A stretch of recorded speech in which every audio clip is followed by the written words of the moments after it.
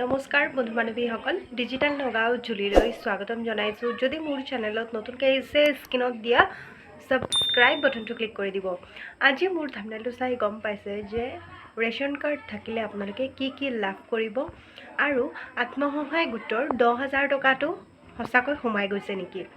তো এইখিনি কথাহে আলোচনা কৰিম আপোনালোকৰ লগত। তো আপোনালোকে ভালদৰে জানি লওক। তো প্ৰথমতে কওঁ, ৰেচন কাৰ্ড থাকিলে আপোনালোকে কি লাভ কৰিব।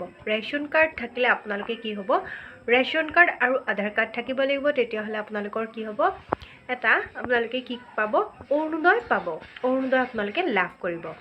আৰু যদি আপোনালোকে ৰেচন কাৰ্ডটো এপ্লাই কৰা নাই, এতিয়ালৈকে আপোনালোকৰ ৰেচন কাৰ্ড নাই, এতিয়াও এপ্লাই হৈ আছে, আপোনালোকে গাঁৱৰ মেম্বাৰ বা ৱাৰ্ড কমিশ্যনাৰৰ লগত আলোচনা কৰি আপোনালোকে ৰেচন কাৰ্ডটো এপ্লাই কৰক।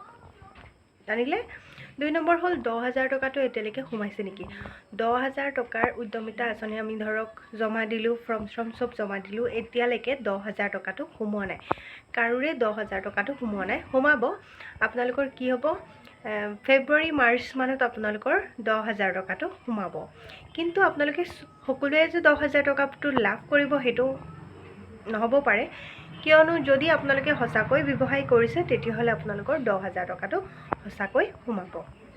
আশা কৰোঁ মোৰ ভিডিঅ'ৰ গোটেইখিনি কথা বুজি পাইছে। মোৰ ভিডিঅ'টো ভাল লাগিলে লাইক কমেণ্ট শ্বেয়াৰ কৰিব, চেনেলটো ছাবস্ক্ৰাইব কৰিব। ধন্যবাদ।